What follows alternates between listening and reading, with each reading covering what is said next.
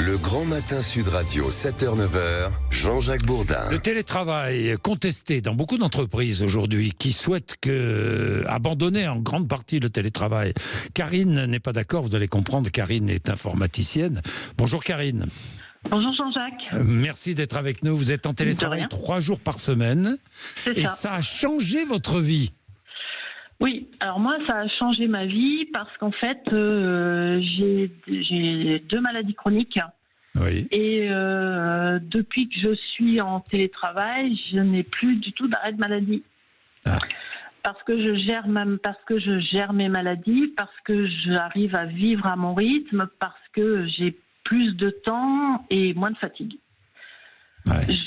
J'ai 2 heures de transport, matin et soir quand je vais en présentiel. Oui. Et j'avoue que avant le Covid, avant le confinement, j'envisageais de partir plus tôt à la retraite. Et maintenant, j'envisage de faire 1 ou 2 ans de plus si mon état de santé me le permet quand j'arriverai. Vous avez pu quitter Paris grâce au télétravail, acheter une maison et vivre dans l'Aube. C'est ça. Alors, je suis à la frontière de la région parisienne. Oui, oui. Donc, j'étais dans le 77 avant, je mets un petit peu moins de temps en m'étant éloignée en transport en commun. Mais bon, après, c'est pas non plus les mêmes transports en commun parce que je passe du RER au TER. Donc, on n'est pas véhiculé de la même façon. Comme j'ai envie de dire, je peux finir ma nuit dans le train depuis. Oui, Karine. Oui, avec le TER, voilà. Oui. Voilà.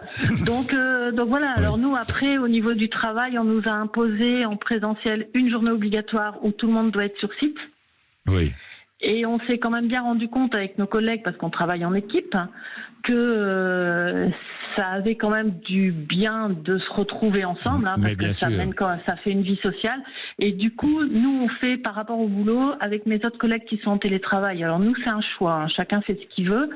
On s'est arrangé pour être 2 jours d'affilée en télétravail. Voilà, 2 jours d'affilée en télétravail. Voilà, est-ce que vous vous sentez plus productive qu'avant ou pas ?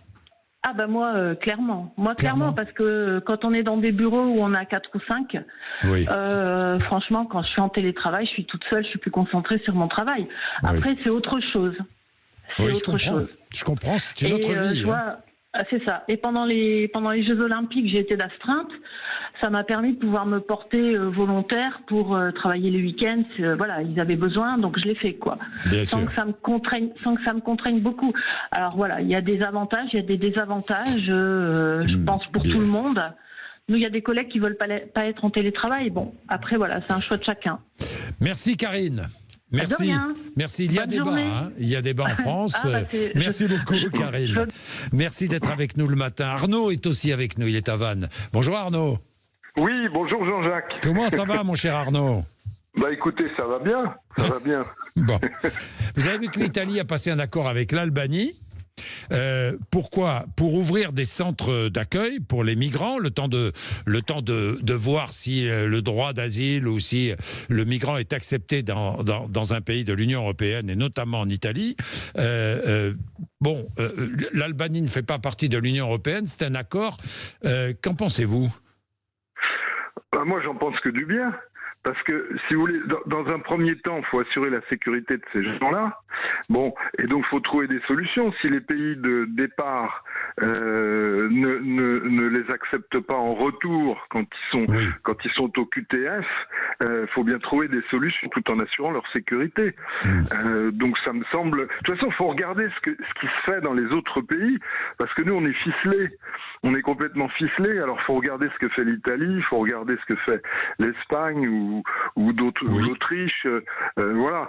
Donc ça me semble intéressant. Maintenant, faut D'ailleurs, l'Union regarder. européenne. D'ailleurs, j'ai vu que Ursula von der Leyen allait proposer bientôt un nouveau texte au niveau européen, justement, peut-être pour permettre la création comme ça de passer des accords avec d'autres pays hors Union européenne sur l'accueil des migrants et sur la manière de les accueillir et de regarder s'ils sont admissibles ou pas dans nos pays de l'Union européenne. Oui, mais ça ne peut être, à mon avis, qu'une décision nationale. Je vois pas Madame von der Leyen, elle peut pas, elle est pas crédible, Madame von der Leyen. Donc, ça doit être d'une décision nationale. Quand on décide que telle personne doit être, il faut pas oublier qu'il y en a 7% seulement de ces OQTF qui sont expulsés. Donc, ça fait 93% qui restent sur le territoire.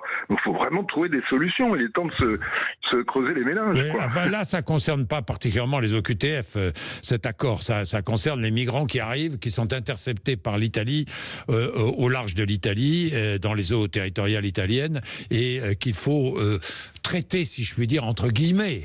Il faut leur trouver une solution. Donc, accord passé avec l'Albanie, on les garde en Albanie le temps que leur dossier soit examiné. C'est ça l'accord passé. Bien, merci Arnaud.